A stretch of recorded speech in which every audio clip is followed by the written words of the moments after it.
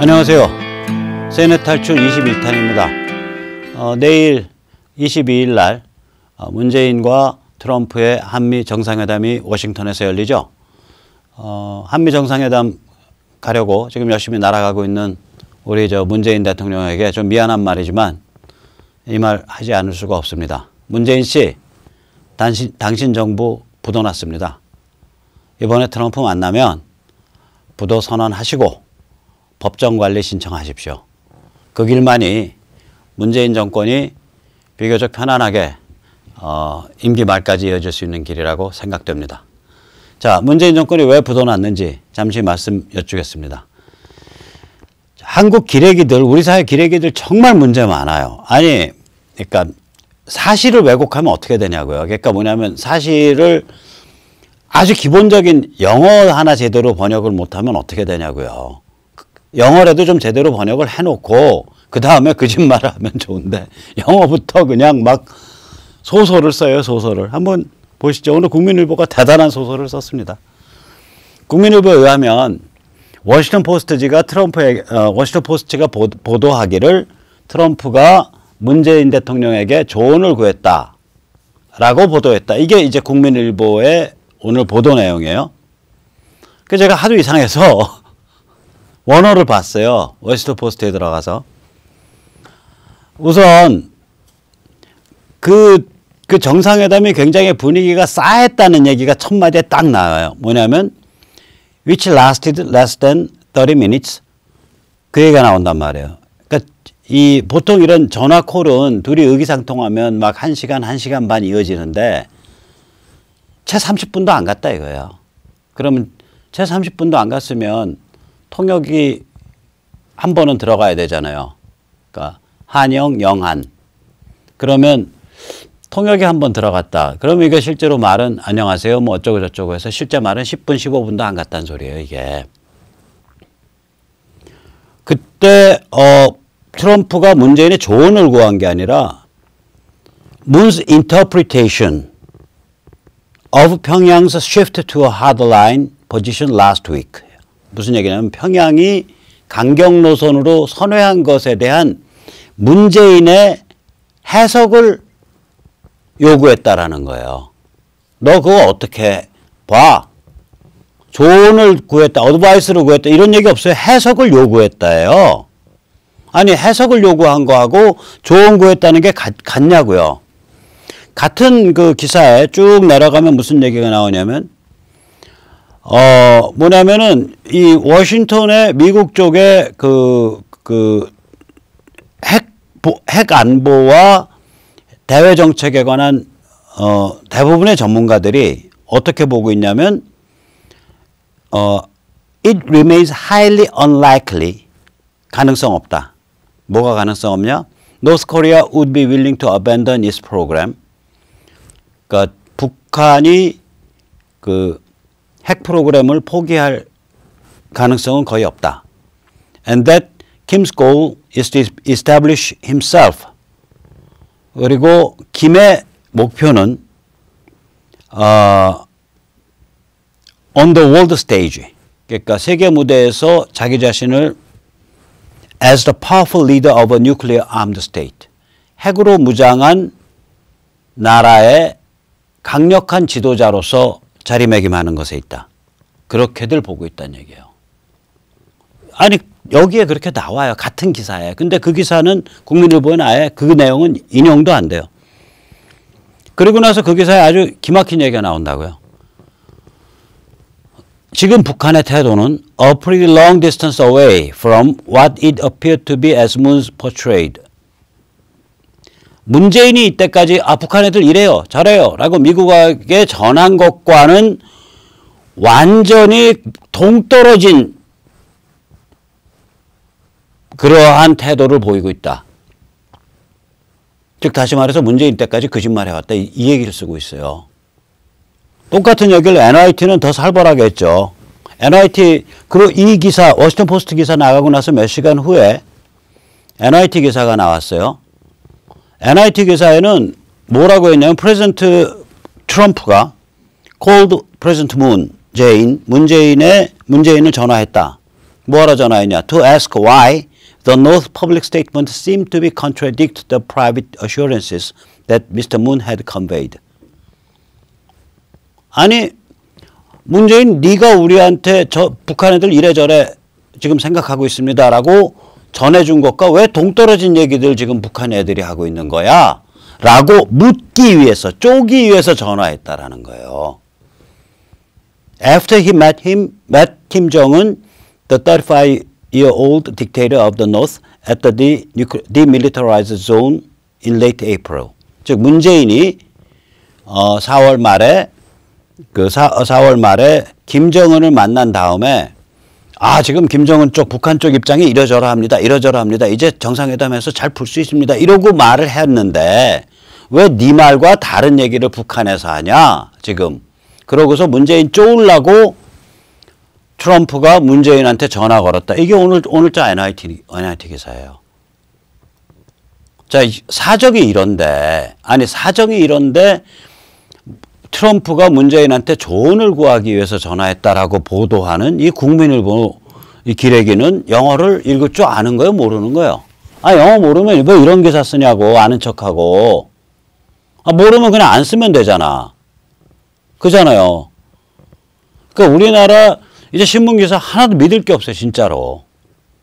이런 거짓말에 그냥 탄핵 때부터 그냥 써 갈기면 기사라. 이게 약간이라도 그래도 사실에 바탕을 해야 된다라는 개념이 없는 거예요. 영어 문장조차도 원문이 있는데도 지 맘대로 비틀어 갖고 소설을 쓰는 정도의 수준까지 타락한 거예요. 원문이 있는데도. 조금만 노력하면 인터넷에서 바로 원문 찾아서 볼 수 있는데 사람들이. 그 정도 영어 하는 사람들은 수백만 명이 있는데 그럼에도 불구하고 그 영어 못하면 구글 번역기 돌리면 되잖아요. 그럼에도 불구하고 그냥 지가 기자랍시고 명함 하나 걸었다고 막 하고 자빠졌으니까 이게 거의 범죄 심리죠. 범죄자죠. 이 정도 되면. 이거 정신병 수준입니다. 그래서 앞으로 아마 현실과 상관없이 막 자기의 지위를 이용을 해서 거짓말을 막 태연하게 하고 그걸 합리화시키는 그런 종류의 정신병을 기레기 신드롬이라고 부를 날이 올 것 같습니다. 이미 반쯤 와 있는 것 같아요. 시민구회 여러분, 언론사 여러분, 언론인 여러분, 쪽팔린 줄 아세요? 쪽팔린지 아시라고. 이게 뭔 짓이냐고요, 도대체. 자, 그 다음 보세요. 이제 근데 문재인이 그럼 이제 거의 부도났다는 얘기 아니에요? 트럼프가, 너 나한테 왜 거짓말 전했어? 이러고 쪼으려고 전화했다는 거 아니에요? 그렇게 쪼았다는 거 아니에요? 자, 그러면 이제 문재인 오늘 이제 비행기 타고 이제 간다는데 미국에. 미국 가서도 트럼프 쪼을 거 아니에요? 네가 전한 말이랑 쟤들 다르잖아. 도대체 너는 눈이 삐었냐? 너 바보냐? 아니면 너 거짓말쟁이냐? 셋 중에 하나 뭐야? 그러고서 트럼프가 쪼을 거 아니에요. 참 불쌍하게 됐죠. 대한민국 대통령이. 이거요. 기억하시죠? 애초에 일은 그렇게 벌어졌잖아요. 김정은이 비핵화 의지가 있고 미북 회담을 원한다. 이거 누가 발표했어요? 그때 정용인가가 서훈인가 정용인가가 발표했죠. 백악관 마당에서. 그거 발표할 때 미국이랑 공동 발표했나요? 아니죠. 미국에서 일부러 혼자 발표하게 내버려뒀죠. 다시 말해서 이 생쇼는 전부 문재인 정부 작품이 돼버린 거예요. 처음부터. 그럼 미국은 그동안 뭐 했냐? 넘어가주는 척 하면서 트럼프 행정부는 넘어가주는 척 하면서 자기 군사력을 사용하지 않기 위해서 마지막 순간까지 노력했다라는 명분 쌓았고요. 군사력 사용을 위한 마지막 튜닝, 시간 조정, 타임 다 벌었고요. 그렇잖아요. 그러면 그 다음에 이제 폼페오 보내가지고 미국인 인질, 미국 국적을 가지고 있는 억류되어 있는 사람들 3명 빼놨고요. 그러니까 거두건 다 얻어놓은 거예요. 그래 놓고 나서 이제 얘기하는 거죠. 북한한테 계속해서. 너희 다 내려놓든지 리비아식으로. 리비아 아니어도 좋아. 아무튼 다 내려놔. 일단 나 트럼프랑 만나러 나올 때 이만큼 리스트 싸갖고 와. 어디에 어떤 무기가 어떻게 운영되고 있고 보관되어 있고 어떻게 만들어져 갖고 어디를 사찰하면 되고 이거 다 리스트 다 뽑아 갖고 와 일단. 그래서 그 웬만큼 다 걷어낸 다음에야 그리고 나서 원조하면 원조할 거야. 그전에는 원조 얄전도 없어. 그리고 원조도 아니야. 그건 투자를 허락할 수 있어. 민간 투자를. 원조는 아직 생각도 하지 마. 이런 얘기잖아요. 경제봉쇄를 풀어줄 수 있을 뿐이야. 그러니까 이거 다 그냥 벗고서 나와라 이 소리 아닙니까? 털어버리겠다는 얘기 아니야. 털기 싫어? 그럼 예방전쟁 당해서 그냥 목 따이시든지. 그러니까 이런 상황으로 몰고 가고 있고 실제로 이런 상황이 됐는데 그럼 이때까지 문재인 정부가 무슨 뭐 남북 간에 무슨 뭐 어쩌 평화를 하고 어쩌고 저쩌고 북한이 비핵화 의지가 있고 이런 건 다 이제 거짓말이었다는 소리가 되는 거죠. 그럼에도 불구하고 워낙이 저기 어디야 기레기들이 마치 문재인 정부가 평화의 사도처럼 해서 대단한 뭘 이룬 것 같이 말을 하고 또 전쟁이냐 평화냐 이 프레임 안에 온 국민을 가둬놨기 때문에 참 좀 심각한 면이 있어요. 제가 머리 깎으러 이제 오늘 이발소를 잠깐 다녀왔거든요. 아침에. 근데 이제 여기 이발소가 할아버님이에요. 그 할아버님이 굉장히 보수주의적이고 굉장히 우파적이에요. 그런데도 불구하고 어느 정도 전쟁이냐 평화냐라는 프레임에 갇혀 있냐면 이런 말을 한다고요. 그 북한 애들 말이야. 그렇게 지금 미국이 쪼우듯이 쪼우면 그거 걔들 말 듣겠어? 걔들 살살 달래가면서 해야지. 뭐 좀 줄 건 주고 말이지. 그러니까 그 양반조차도 굉장히 보수주의적이라고 자기가 입으로 말하는 사람조차도 전쟁이냐 평화냐라는 프레임에 딱 갇히니까 전쟁 안 나야 된다. 오케이 그러려면 북한 애들 달래야 된다. 그러려면 좀 퍼줘야 된다. 이 생각하는 거예요. 문제는 뭐냐. 퍼주면 퍼줄수록 얘들은 대화를 안 해요. 한두 번 겪어봤냐고요. 끝까지 그냥 그 치킨 게임으로 마지막 절벽까지 딱 몰아붙여 놓고 너희 다 벗어. 다 내놔. 안 내놔? 그럼 밀어버리는 수밖에 없다고 이게. 그러니까 우리가 그걸 각오를 해야 되거든요. 쟤들 절벽까지 딱 몰아붙여 놓고 그 다음에 너희 항복해. 백기 들고 다 핵무기 다 까고 미사일 까고 생화학 무기 다 까고 다 해놔. 안 해? 그럼 밀어버리는 거라고요. 그 게임을 할 각오가 있어야 되는데 이 기레기들이 워낙 이렇게 생거짓말로 환상으로 판타지로 온 국민을 세뇌를 하고 있기 때문에 아니 우리 내 이발 잘해주시는 우리 보수주의적이고 우리 자칭 스스로 우파라고 하시는 정말 괜찮은 할아버지예요. 그분도 그 북한 애들 그렇게 막 함부로 밀어붙이면 되겠어. 그냥 적당히 달래서 가야지. 제가 그래서 아니 사장님 이거 별 수 없습니다. 그냥 끝까지 밀어붙여야 되는 수밖에 없습니다. 쟤들 생거짓말 하는 거 아시잖아요. 그랬더니 한 1분 있다가 그렇지? 맞죠? 맞죠? 전쟁 하더라도 그냥 확 끝까지 밀어붙여야죠. 이제 한 1분 만에 또 마음 확 바꿔요.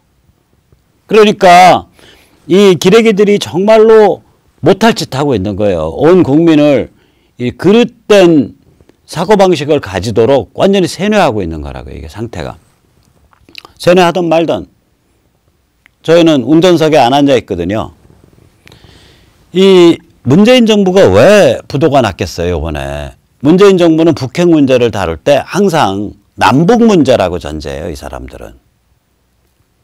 그러니까 대한민국이 김정은의 비유 잘 맞추고 김정은 체제 잘 유지 보장해주고 그런 식으로 이렇게 하면 어쨌거나 핵을 끼고서도 안전하게 살 수 있고 또 재수 좋으면 핵을 없앨 수도 있다. 뭐 이런 생각을 하는 사람들이에요.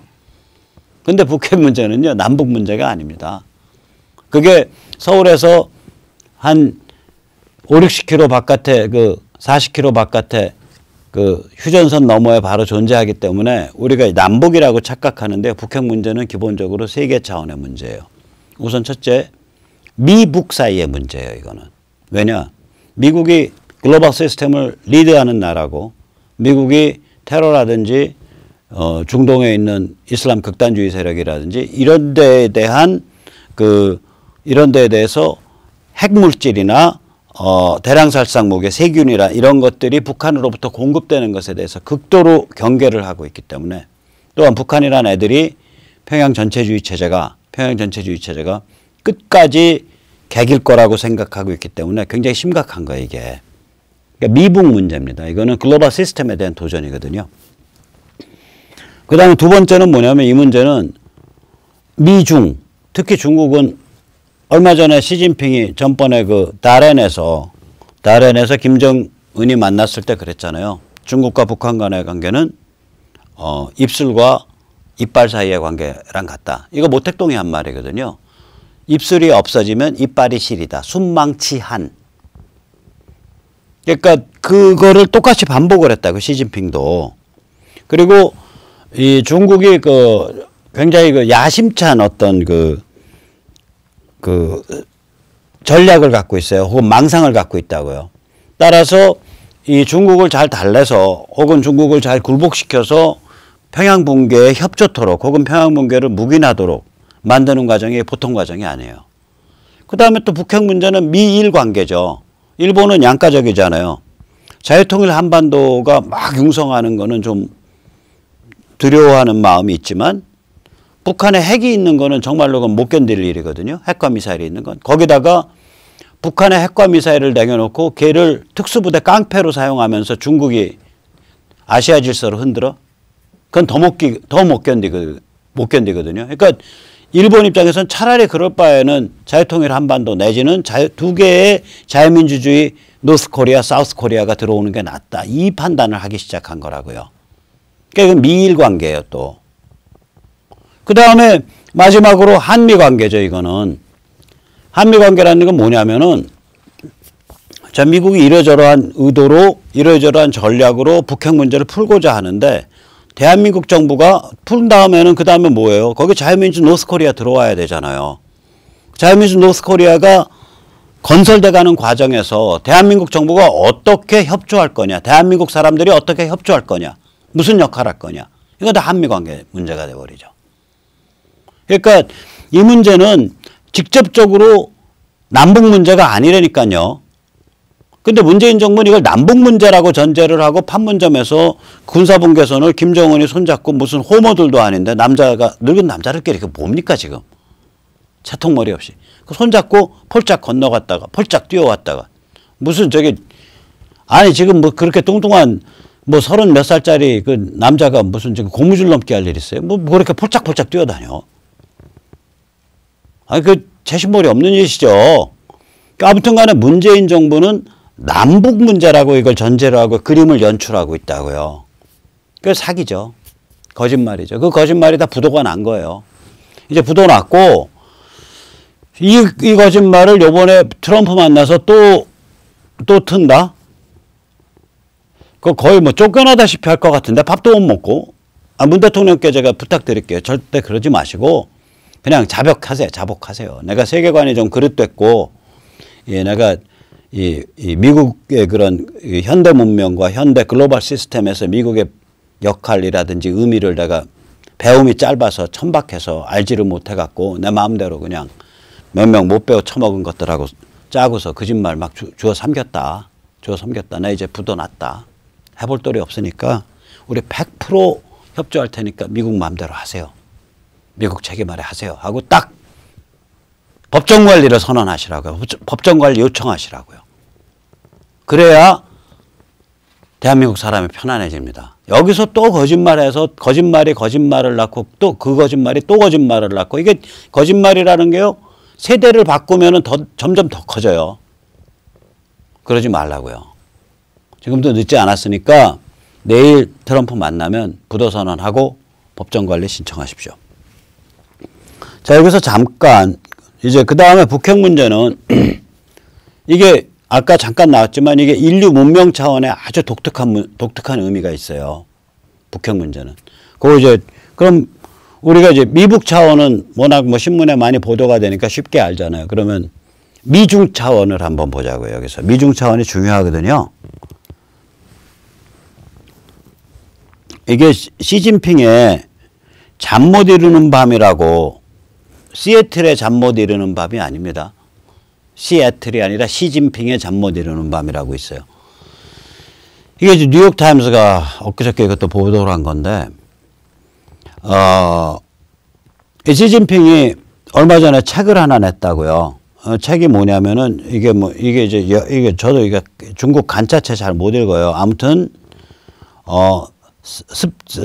습진핑 그러니까 시진핑 이게 관울 거예요. 뭐뭐에 관하여 총체 국가 안전에 관하여 시진핑의 주요 발언 녹이에요. 이게 한 두어 달 전에 나왔어요. 중국에서 신화사 통신에서. 믿거나 말거나 중국은 출판사가 신화사인가 하나밖에 없을 거예요. 아직도.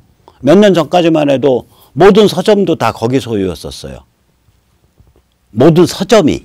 지금은 서점은 명분상은 자유경쟁 체제가 돼요. 근데 그것도 인허가 받아야 돼요. 옛날에는 한 4, 5년, 한 7, 8년 전까지만 해도 서점까지도 출판사 말할 것도 없고 지금도 해서 출판사가 굉장히 제한돼요. 중국은. 그 정도로 문화와 사상에 대한 컨트롤을 아주 지독하게 한다고요. 어쨌거나 신화사에서 그러니까 국가 안보에 관한 근데 그냥 우리가 생각하는 안보가 아니라 중국이라는 제국의 그 비전에 관한 제국의 번영에 관한 시진핑의 주요 발언들인데 이 발언들이 그동안 신문에 보도 안 됐던 발언을 모아놓은 한 270페이지짜리 중국 책이 나온 거예요. 이건 누가 좀 사실 좀 읽고서 한번 좀 올려줬으면 좋겠어요. 여기서 5가지를 얘기를 한다고요. 시진핑이. 5가지를 얘기하는데 이 5가지가 뭐냐. 잠깐만요. 이거 아닌데.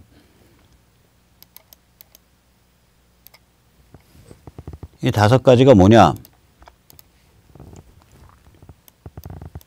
첫째가 중국의 기술 경쟁에서 승리해야 된다 이거예요. 근데 이 기술 경쟁이라는 게 뭐 아주 베이직한 예를 들면 무슨 컴퓨터 운영 체제라든지 아주 그런 근본적 기술들까지 다 얘기를 하는 거예요. 그럼 이런 경쟁에서 승리하면 뭐가 되겠냐? 외부 세계와 분리된 독자적 첨단 기술 시스템 전체를 갖는 걸 목표로 하는 거예요. 얘들이. 나라가 크다 보니까 자기 나름대로 그러한 외부 세계와 분리된 독자적 첨단 기술 체제를 가질 수 있다라고 생각하는 그런 데가 있어요. 여기가. 그러니까 우리가 세계적으로 이러이러한데 우리나라도 산업기술 국가에서 개발하잖아요. 지원 많이 해주고. 근데 우리는 세계 시장이 이러이러게 가니까 우리는 딱 요거를 잘 해야겠다 해서 딱 그 세계 시장 속에서 어떤 한 분야를 전략적으로 선택해서 세계 시장과 같이 가기 위해서 기술을 개발하는데 이건 그게 아니라 기술 중에 첨단의 핵심들을 다 개발해서 나중에 딱 놓고 보면 중국이 그 자체로서 자급자족적인 그러한 첨단 기술 그 우주 질서 첨단 기술 전체 시스템을 갖춘 그거를 얘기하고 있다고요. 두 번째 여기는 인터넷 제어를 생명으로 하잖아요. 뭐 중국 출장 많이들 다니시니까 알지만 중국에서 구글 안 되죠. 페이스북 안 되죠. 트위터 안 되잖아요. 그럼 거기 이 사람들 시진핑 발언이에요. 요거 하얀색이 그 한문으로 된 거, 중국어로 된 걸 영어로 해석해 놓은 거예요. NYT가 The Internet has become the main battleground of struggle over public opinion. 인터넷이 여론을 둘러싼 가장 치열한 전쟁터가 됐다. 이게 드루킹이 가서 과외해 주면 되네. 우리나라에서요, 아무리 문재인 대통령 혹은 아무리 김경수라도 인터넷이 여론 조작을 위한 가장 치열한 전쟁터가 됐다. 이따위 소리는 안 하잖아요. 드루킹도 안 할 거라고 이런 소리는 참아. 전쟁터라고는 안 부를 거라고요. 시진핑 전쟁터라고 불러요. 그러면 드루킹 같은 사람 잔뜩 고용해서 쓰고 있는 거예요. 중국 공산당이. The biggest variable confronting us. 인터넷이야말로 우리가 당면해 있는 가장 심각하고 거대한 변수다. It will become a peril weighing on our minds. 인터넷은 우리의 이 걱정거리다는 거예요. 가장 위태로운 걱정거리다. 서구의 Western anti-China forces, 서구의 반중 세력들은 have constantly and vainly tried to exploit the internet to topple China.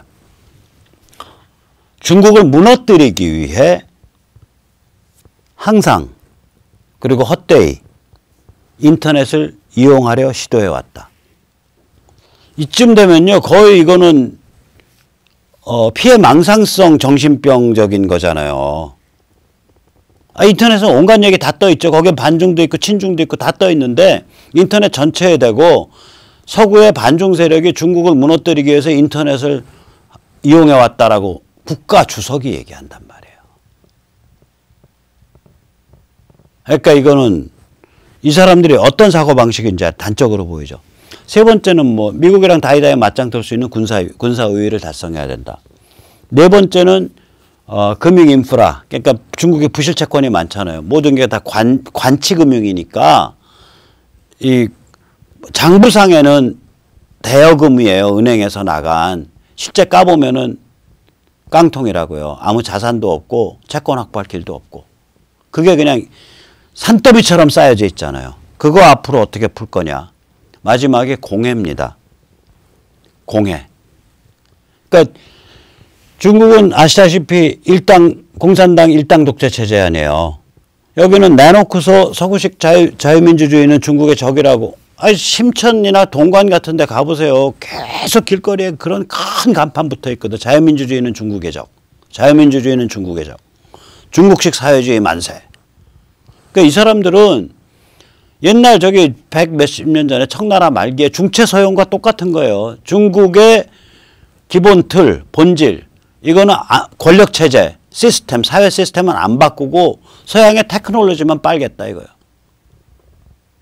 지금 시진핑 얘기나 지금 중국 공산당 관점이 이거죠. 중국의 기본 틀, 공산당 체제, 일당 체제 안 바꾸고 그 자유민주주의 이행 없이 전혀 없이 인터넷 딱 컨트롤하고 그리고 자급자족적인 서양의 기술을 빨아서 세계 시장에 한편으로 물건은 팔고 자급자족적인 그런 중국의 그 임파이어를 만들고 그리고 그 임파이어의 막강한 군사력으로 세계 패권을 가겠다 이 얘기 아니에요. 중체서용 중화 패권이라고 이게. 기본 관점이. 이게 중국의 관점이거든요. 그러니까 이런 중국으로 하여금 평양이 붕괴한다라는 건 중국의 자존심에 혹은 중국 시스템에 결정적인 심리적 챌린지가 돼요. 왜냐하면 이게 북한 체제라는 게 모택동의 그 레거시, 그러니까 유산이라고 보는 거거든요. 이 사람들은. 그러니까 이건 모택동을 부정하는 것과 거의 비슷한 일이 돼버려요. 평양 붕괴를 방치하면. 그러니까 이런 중국을 달래서 어떻게 혹은 협박해서 협조를 하거나 무릎 꿇게 만들어야 된다는 거죠. 평양 붕괴를 위해서는. 미국이 그 일을 해오고 있죠. 지금 제 느낌엔 거의 한 것 같아요. 거의 달성한 것 같아요. 미국이 워낙 힘이 좋으니까 지금. 어쨌거나 평양 붕괴가 이렇게 미중 관계이고 또 아까도 말씀드렸죠. 미일 관계이기도 하고 또 아까도 말씀드렸듯이 한미 관계이기도 한 거예요. 단 하나 평양 붕괴 북핵 문제 해결은 남북 관계는 아닌 거예요. 그러니까 이게 마치 남북 관계인 것처럼 떠들어온 문재인이 부도날 수밖에 없는 거죠. 그러니까 문재인이 이번에 미국 가서 부도났습니다. 법정 관리 받아주세요. 라고 트럼프한테 말할 때는 한마디 딱 붙어야 되는 거예요. 제가 그동안 머리가 좀 썩었는지 눈이 삐었는지 북핵 문제를 제가 이때까지는 남북관계라고 착각했습니다. 이제 알았습니다. 이거는 미북관계고 미중관계고 미일관계고 한미관계입니다. 평양을 철저히 패싱한 상태에서 북핵을 어떻게 요리할 것인지를 주도적으로 결정해 주시옵소서. 저희는 100% 협조하겠습니다. 이렇게 얘기해야 되는 거예요. 문재인이. 근데 이 사람 그렇게 얘기할 줄 모르죠. 이 사람 그렇게 얘기하면 국군이 피는데. 자, 자기들 운도 피죠. 근데 그 얘기 하기에는 여러 가지 과거의 인연이 뭐 제가 적시하진 않겠지만 발목을 너무 많이 잡고 있는 것 같아요. 인생의 업보들이. 그 집단에. 그러니까 그 집단이 가지고 가는 마지막 관념이라는 건 뭐냐면 박헌영 관념이죠. 박헌영 관념이 이거거든요. 북한에서는 박헌영 찢어 죽이려고 그랬죠. 찢어 죽였죠. 제일 미워하는 사람 중에 하나죠. 우남 이승만 다음엔 박헌영을 미워해요. 근데 박헌영 관점이 이거거든. 북한을 찌질이 동생으로 끌고 가는 남한의 세력. 그게 박헌영의 관점이거든요. 그러니까 이 지금 뭐 북한에 맹목적인 충성을 하는 사람들도 간혹 있겠지만 오히려 그보다 절대 다수는 지금 깡통좌파 안에 절대 다수는 북한을 보호하고 찌질이 동생처럼 북한의 백정혈통인지 백두혈통인지 김가혈통인지 김가혈통 사교 전체주의 체제를 보호해서 마르그랄토로 끌고 가면서 도와주면서 남한이 형 노릇을 하는 뭐 이런 그 판타지를 갖고 있겠죠. 그런 관점에서 북핵을 본 거예요. 그러니 부도날 수밖에 없죠. 북핵은 그런 문제가 아니라고요. 북핵은 미북 관계고 미중 관계고 미일 관계고 한미 관계예요. 거기에는 어디에도 남북 관계가 없다고요. 남북 관계 끼어들 틈이 없어요. 너무 심각한 문제이기 때문에. 그 다음에 의외로 지금 이 중국 이 시진핑의 그 어록에서도 비공개 어록이었죠. 이때까지는. 이번에 공개되기 전까지는. 시진핑 어록에서도 나타나지만 이 문제가 굉장히 이게 뿌리가 깊은 거거든요. 한번 보시죠. 이게 이 북핵 문제라는 게요. 인류와 문명을 위한 마지막 그 아포칼립스예요. 결정적 최후라고요, 이게. 오늘 이 얘기를 조금 드릴게요. 인간이요.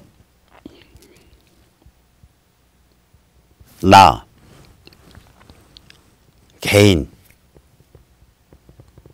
이거를 이해하기 시작을 한 게 몇 년 안 돼요. 한 서양에서 먼저 시작됐는데 이게 한 300년, 그러니까 일반화된 건 한 300년 되고요.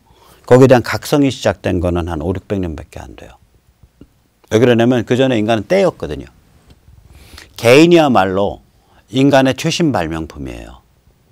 아마 제 가설은 뭐가 있냐면 우리 어린애들 키우면 한돌 되면 바로 먼저 배우는 말 중에 하나가 내 거야, 내 거야, 나의 것이야, 엄마는 내 거야 이런 말 제일 먼저 배우잖아요. 아마 그 인류가 개인이 일반화되기 전에는 내 거야라는 말을 제일 먼저 안 배웠을 거예요. 어린애들이 그런 말 안 썼을 거라고요. 젖먹이들이. 가만히 생각해 볼 필요가 있어요. 무슨 얘기냐면 개인이 일반화된 건 산업혁명 이후거든요. 정신적으로 그런 게 싹 튼 건 한 500년 전쯤 되고요. 그러니까 일반화되면은 일반화 산업혁명 이후니까 영국 같은 기준으로 해도 1700년대 이후란 말이에요. 그리고 실제로는 유럽 전체에서도 1800년대 가까이 가야 이게 일반화된다고요. 그럼 이거 무슨 얘기냐? 1700년대 돼서 무슨 일이 벌어졌냐? 전통 공동체가 전부 해체된 거예요. 그러니까 우리만 해도 그렇잖아요. 한 할아버지쯤 세대 가면 문중을 많이 의식해요. 그래서 예를 들면 큰아들이다. 그러면은 자기 집은 못 챙겨도 자기 동생이 일찍 죽었다. 그럼 조카들 챙겨주느라고 자기 집 애들은 공부를 못 시키는 경우들이 많았잖아요. 그러니까 문중을 먼저 의식한다고요, 우리가. 문중. 혹은 마을. 옛날 마을이란 게 집성촌 아니에요. 그러니까 문중이나 마을이나 혹은 어떤 공동체나 이런 식으로 옛날엔 다 돌아갔었거든요. 그런데 이게 전부 해체된 거예요. 한 300년 전부터. 전부 해체되니까 그 다음엔 나밖에 안 남잖아. 나. 그러니까 도대체 이 나가 어떻게 사회와 관계를 맺을 수 있냐. 또 더 나가서 그건 건강한 문제의식이에요. 나를 느끼면 나답다는 게 뭐냐 이걸 뚫레뚫레 보기 시작하잖아요. 그래서 나다움에 관한 게임이 돼버려요. 이게 이제 그러니까 그 김일성 주체사상 다듬어준 황장엽 참 그 나쁜 짓 한 건데 돌아가신 양반이지만 사실은 사실이니까 얘기를 할게요. 이 주체사상의 주체라는 말이 굉장히 나쁜 용어예요. 저게 정말 그러니까 남의 거 갖다 훔쳐 쓴 거라고요. 저게 이제 해결 철학에서는 subjectivity라는 거고 요즘 우리말로 하면은 우리 현대 영어로 말하면 individuality예요. 개체성. 그러니까 굉장히 좋은 뜻의 아주 핵심적인 단어인데 저걸 끌어다가 김일성 사교체제에다가 이름을 붙여버렸잖아요. 저건 마치 악마대왕 벨제붑을 정의와 선이라고 부르는 거랑 똑같은 짓을 한 거예요. 저 네이밍 자체, 저런 식으로 이름 붙이는 것 자체가 정말 희한한 이름 붙인 거예요. 그러니까 나다움에 대한 주체성에 대한 게임이거든요. 이게 현대 문명이. 그러니까 여기에는 이제 짝퉁 나다움과 진짜 나다움이 있죠. 얘기 하나 드릴게요. 엊그저께 토요일 날이죠. 서울 시내에서 그 생물학적 여자만 모여라 그래가지고 한 10,000명 모여서 으쌰으쌰 했다면서요. 해화동에서. 근데 그 모인 이유가 뭐냐? 보면은 그거라고요. 저기 뭐야. 몰카 범인이 여자인 경우에는 득달같이 잡아놓고 몰카 범인이 남자인 경우에는 수사를 질질 끈다 이거야. 그게 이제 항의예요. 왜 같은 몰카를 찍어도 여자가 찍으면 바로 구속이고 남자가 찍은 건 왜 구속 안 하고 질질 끄냐. 이게 이제 거기 모인 10,000명의 생물학적 여자니까 다른 우리말로 하면 암컷들이죠. 우린 생물학적 피메일을 암컷이라고 부르잖아요. 이러면 이제 제가 몰매 맞아 죽으니까 다시 말 돌릴게요. 그럼 우리말 순수 우리말 안 쓰고 생물학적 여성이라고 제가 아주 그럴싸한 한자 단어로 이루어진 학구적인 말로 표현해 드릴게요. 생물학적 여성 만개 개체. 그러니까 이거 순수 우리말로 하면 10,000마리의 암컷이에요. 사실은. 더 우리말로 하면 뭔지 아세요? 잘말이 암컷이래요. 잘이 그 만이거든. 잘해봐 할 때 그 만이에요.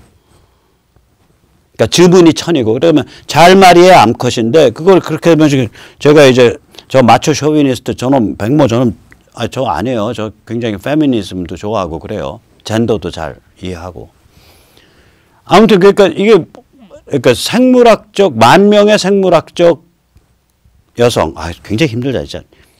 10,000마리의 암컷 이게 제일 좋은데 아무튼 10,000명의 생물학적 여성이 모여서 왜 남자가 몰카를 찍으면 수사를 미적거리고 여자가 몰카를 찍으면 직방구속하냐 이러고서 이제 떠든 거예요. 근데 실제는 뭐냐면 이 경우 그 찍어서 구속된 여자가 어디서 찍었는지가 너무 명확한데 그 어디 현장에 20명밖에 없었던 거예요. 찍은 대상이 누구냐면 남자 누드 모델이고 그 남자 누드 모델이 그 환경에서 그 폼을 취했을 때 그 자리에 불과 20명만 그림을 그리고 있었어요. 그럼 범인은 20명 중에 하나 돼서 하나하나 찍어보면 바로 구속되죠. 반면에 어떤 화장실에서 몰카 찍어가지고 품번 몇 번 해가지고 야동 사이트에 올렸단 말이에요. 그것도 어디 저기 모자 캡슐이 눌러 쓰고 들어가서 어디 자기 살지도 않는 저 이상한데 PC방 가서 올렸어. 이게 누군지 어떻게 아냐고. 누군지 알지 못하니까 구속이 안 되죠. 아니 그 차이였거든요. 수사가 그 범인을 용의자와 범인을 특정하기에 편했냐 쉬웠냐 아니면 특정하기에 정말 어려웠냐 이 차이였는데도 불구하고 이거를 마치 남녀차별이다라고 오해를 해가지고 순식간에 10,000명이 튀어나와서 깍깍거렸단 말이에요. 자 그러면 여기 튀어나와서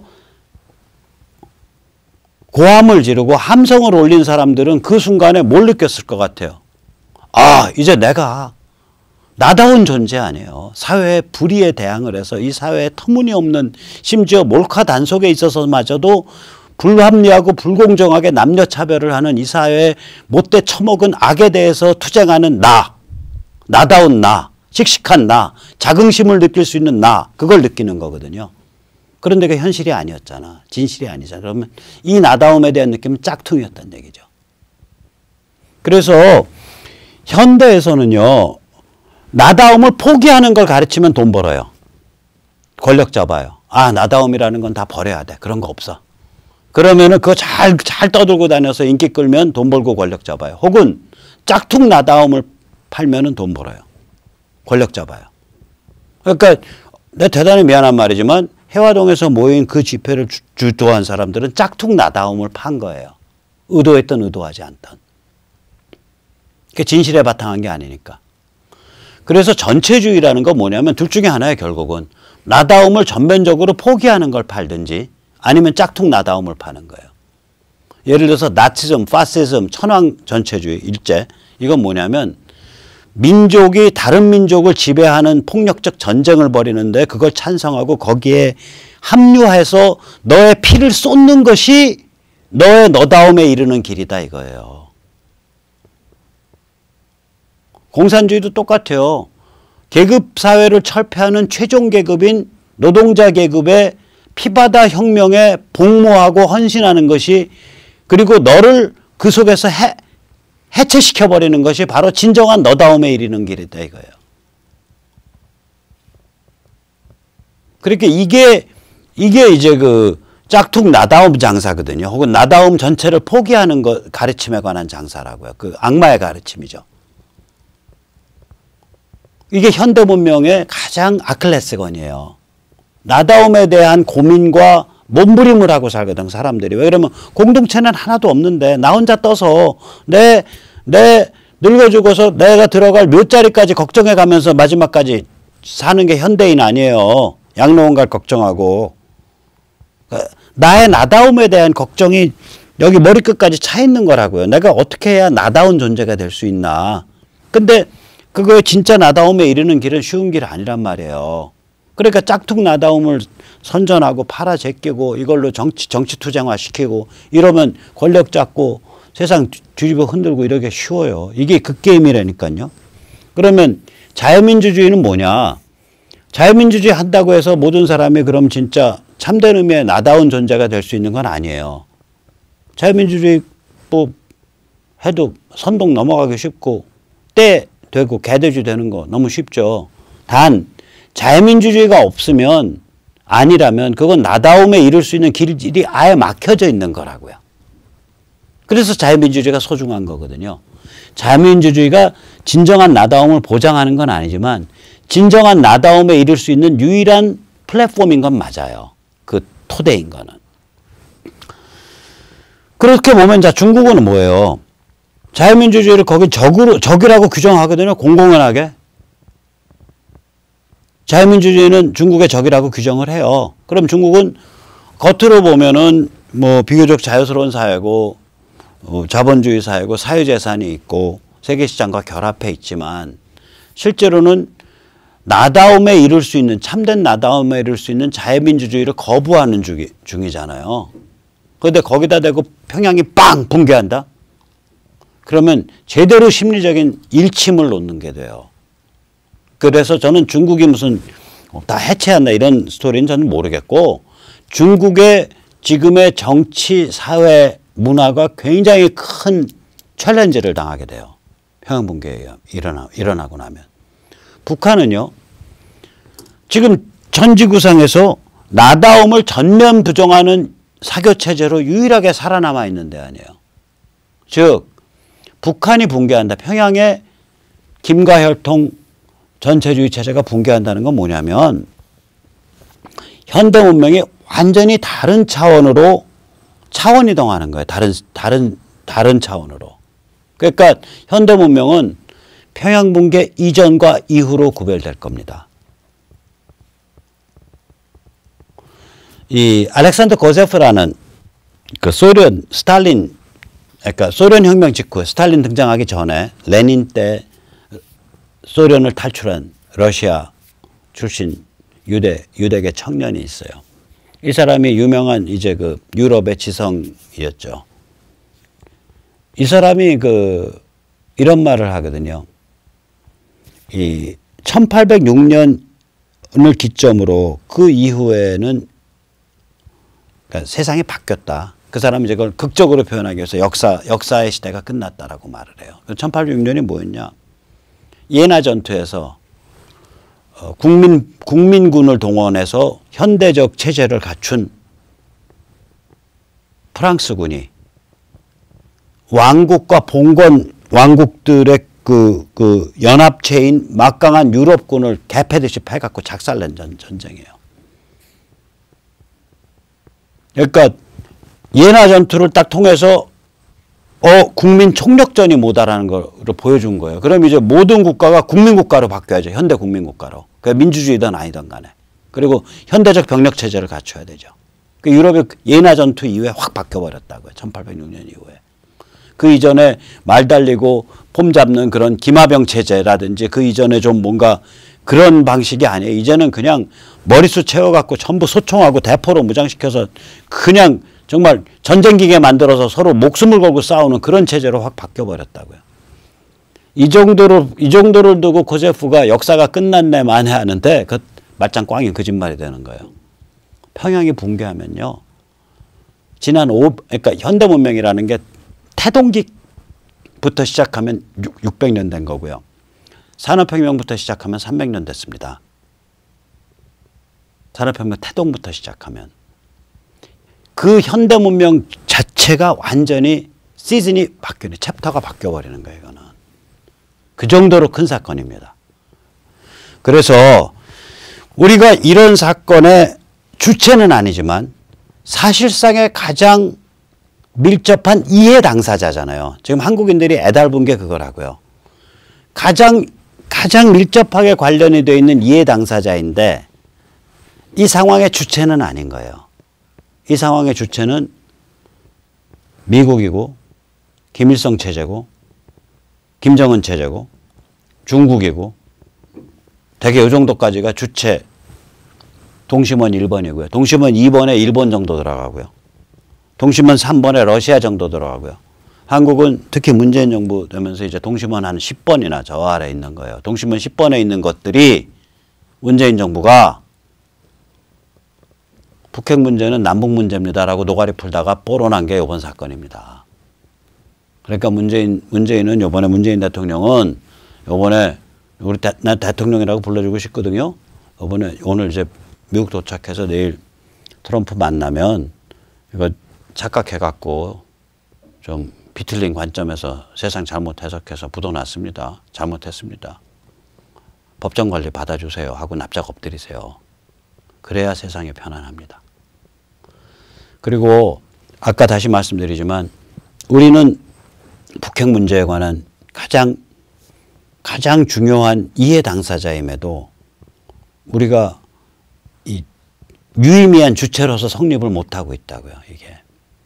근데 이거는 어찌 보면은 통탄스럽지만 또 통탄만 하고 있을 일이 아니에요. 우리는 언제 주체가 돼야 되냐? 평양 붕괴 그 순간부터. 딱 준비하고 있다가 평양 붕괴 딱 되고 나면 그럼 이제 분명히 자유통일 쪽으로는 어느 나라도 안 오네요. 우린 실질적 자유통일에 도달할 수 있는 준비를 해야 돼요. 문화와 제도와 가치와 경제의 교류와 이런 게 정신과 이게 엮일 수 있는 남북이. 실질적 자유통일, 진배 없는 자유통일에 이룰 수 있는 그 준비를 지금 해야 되는 거예요. 그 전에 평양이 붕괴되는 과정, 거기에 우리 보이스 잘 못 내고 있다? 그거에 대해서는 그렇게 많이 우리가 슬퍼할 일이 없다고요. 진짜로 우리가 경계해야 되는 거, 진짜로 우리가 노려봐야 되는 건 평양 붕괴되는 그 순간부터 실질적 자유통일에 이룰 수 있는 두 개의 자유민주 코리아가 어떻게 엮여갈 수 있나. 그 준비가 어떻게 돼야 되나. 그 과정이. 그리고 그 과정을 위한 준비를 지금부터 해야 되는 겁니다. 오늘 여기까지 모시겠습니다. 자, 그러면 마지막으로 다시 한번 권합니다. 문재인 대통령은 트럼프 만나면 부도선언하고 납작 엎드려서 법정관리 신청하십시오. 그것이 여러 사람 편안하게 해주는 길입니다. 네, 감사합니다.